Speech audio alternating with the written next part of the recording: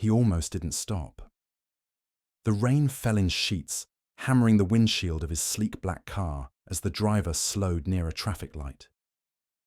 On any other day, Nathaniel Black would have kept reading his emails, letting the world blur behind tinted glass.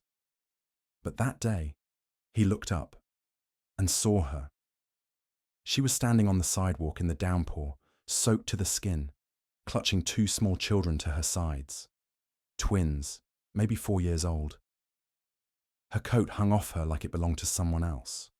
Her face was downturned, but it was her. It couldn't be. "Stop the car," Nathaniel said. The driver hesitated. "Sir?" I said stop. By the time he stepped out, the rain had already soaked through his tailored coat, but he didn't care. He crossed the street, boots splashing, eyes locked on the woman who haunted a part of him he thought was long dead. She looked up. Their eyes met. It was her. "Isabel," he said, breath caught. She blinked, once, slowly, as if she hadn't heard that name in years. "Nathaniel," she replied, voice barely above the storm. He hadn't seen her in 6 years, not since the day she walked out of his life without explanation, not since the day he buried his heart and told himself it didn't matter. And now here she was, drenched, exhausted, holding two children who looked almost exactly like number it couldn't be. He looked down at the kids. One had his eyes. He took a step back. "Are they?" She said nothing, just pulled them closer. 100 questions flooded his mind. 1,000 regrets followed behind. But all he could say was, "Get in the car." The world outside hadn't changed. The city still pulsed with traffic and ambition. Emails still poured into Nathaniel's phone.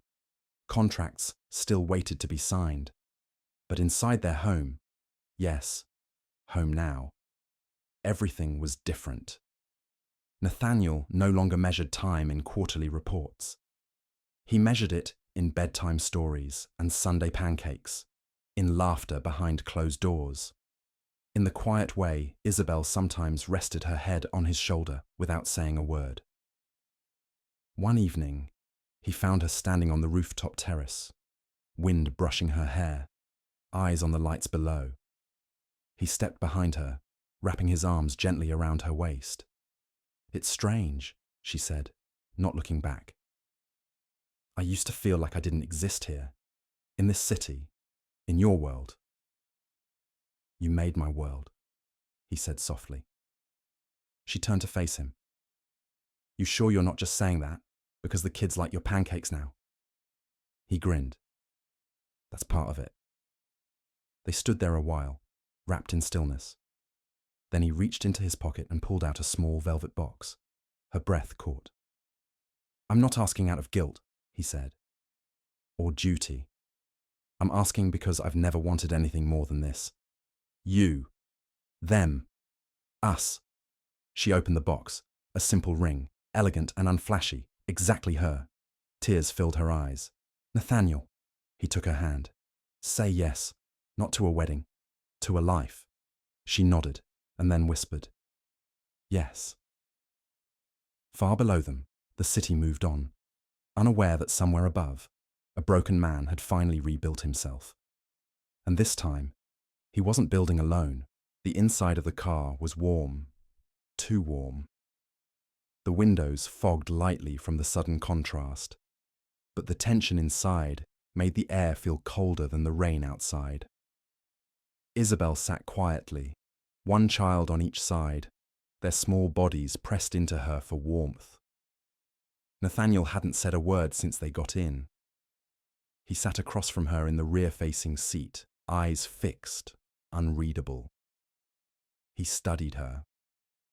Her clothes were soaked through. Her hands trembled slightly, though not from the cold. There were shadows beneath her eyes, and a deep tiredness etched into her face that hadn't been there years ago. The children looked perfect, small, alert. One had her freckles, the other his jawline. Nate. she finally whispered, unsure if she had the right to still call him that. He flinched, just slightly. No one had called him that in years. How long? He asked. She closed her eyes. 4 years. 4 years, he echoed, the words hollow in his mouth. The driver said nothing. He was trained for silence. You could have told me, Nathaniel said, his voice tight. I wanted to, she replied, barely louder than the rain hitting the roof. But I couldn't. You know why? No, he snapped, sharper than he intended. I really don't. The children stirred. Isabel placed a hand on each of their backs, soothing them silently. They don't know, she said. Not who you are. He turned his gaze to them, now sleeping, as if it physically hurt to look too long. His voice lowered. Do you even have a place to stay? She hesitated. Not anymore. The silence returned. Take us to the penthouse, he finally told the driver. Isabel's eyes snapped to his. You don't have to. I do. His tone left no room for argument. But it wasn't anger. It was something else. Guilt, shock, an old broken love rising back to the surface. He looked at her again. I'm not doing this for charity, he said. I just need to understand what the hell happened. She nodded once, barely. The car drove on, rain still whispering against the glass. But now, inside, the storm was only beginning. The elevator doors slid open with a soft chime, revealing a space so clean and quiet it barely felt real. Floor-to-ceiling windows looked out over the city skyline, the storm now a distant shimmer of lights and rain. Isabel hesitated at the threshold. Nathaniel stepped in first, turned and looked at her.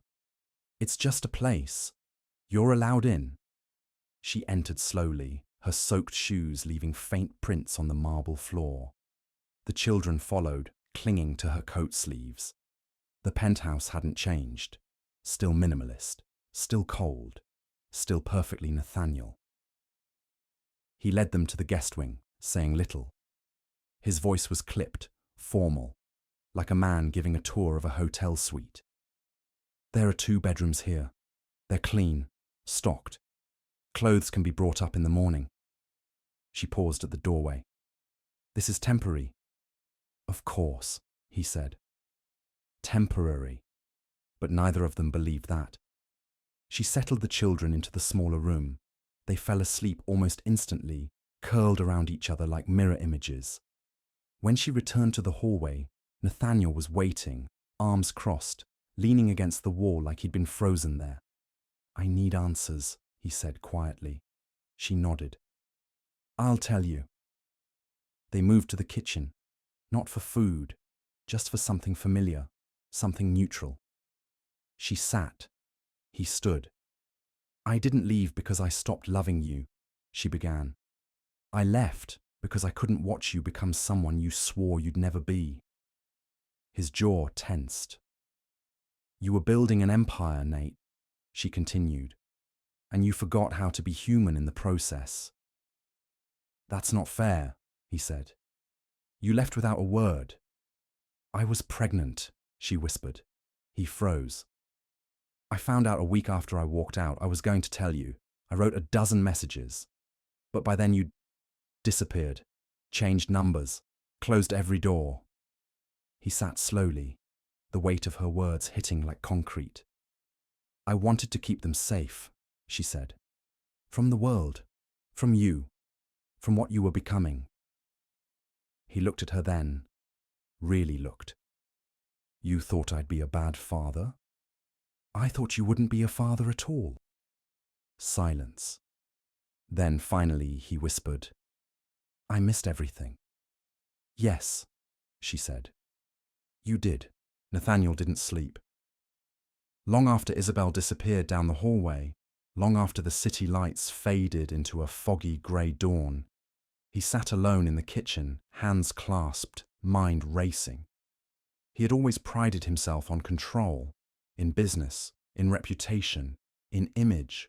But this, This was chaos, unscripted, raw, and 2 children, his children, had existed for 4 years without him knowing. He poured himself a glass of water, then didn't drink it, just stared. Around 7, he finally knocked on the guest bedroom door. Isabel answered in a robe that didn't belong to her, one of the penthouse's spares. Her hair was damp from the shower, her eyes tired but clearer. The kids were still asleep. "Come in," she said. The room looked lived in already. Toys had migrated across the carpet, and a pair of tiny shoes stood by the door. "I want to meet them," Nathaniel said. She nodded. "One step at a time." He glanced at the little bed where the twins slept. So peacefully, so unaware. "Do they have names?" he asked quietly. She smiled faintly. "James and Elia." He blinked. "James, after my father. I thought it was the least I could give them." He turned away, not trusting his voice. "I didn't come here for pity," she said gently behind him. "I came because I didn't know where else to go.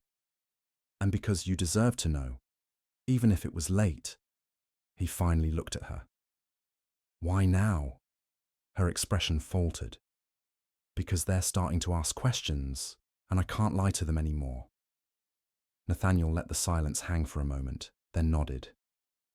"Let's have breakfast," he said, surprising them both. The dining table had never seen a child before. It was designed for quiet business meetings, catered dinners, the occasional wine and silence evening Nathaniel preferred. Now it hosted mismatched cereal bowls, juice cups, and a boy giggling because his toast looked like a dinosaur. Nathaniel sat stiffly at one end, watching. James, clearly the louder of the two, talked with his mouth full, swinging his legs under the chair. Elia was quieter, more reserved.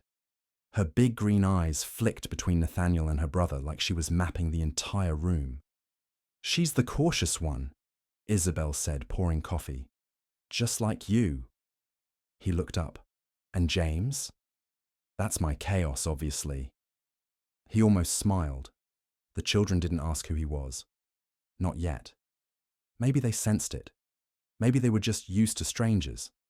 But Elia watched him closely, and then, mid-bite, asked, "Do you live here too?" Isabel glanced at Nathaniel. He cleared his throat. "I do. But I travel a lot." "Oh," Elia said, nodding like it made perfect sense. "You're the hotel boss." Nathaniel blinked. "Excuse me?" "You look like someone who owns elevators and big rooms." Isabel laughed, covering her mouth. "I guess I do," Nathaniel said slowly. James perked up. "Do you have robots?" Nathaniel looked to Isabel for help. She just shrugged.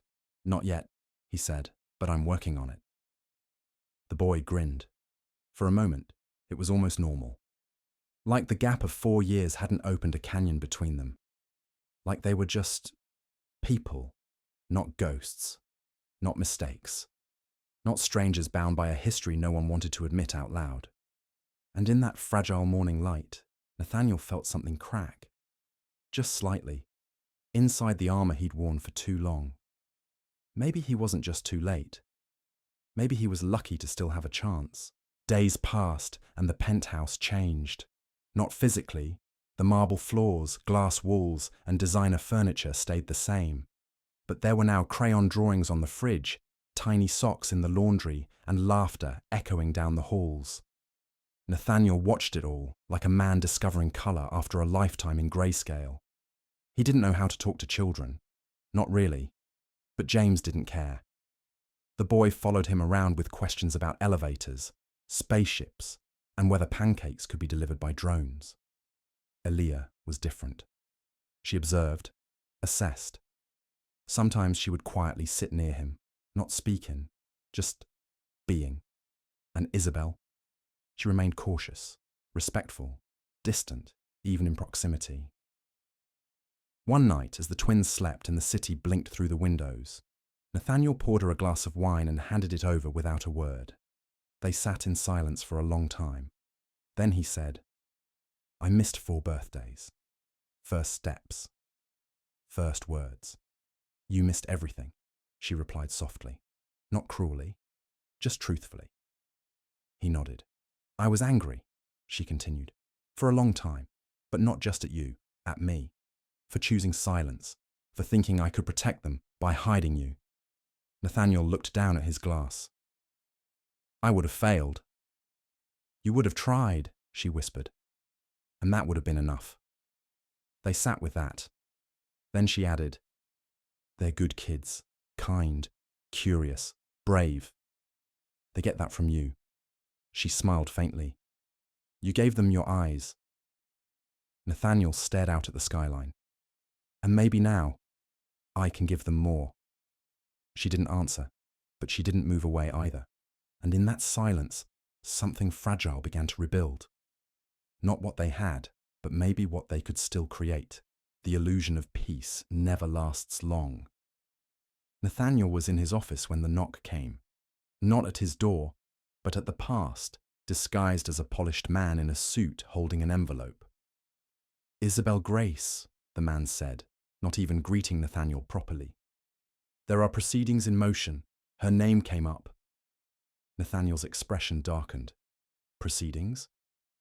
A claim from the city regarding child welfare, prior housing instability. Someone's flagged her as a risk. He stood so fast the chair rolled back. She's living here now. With me.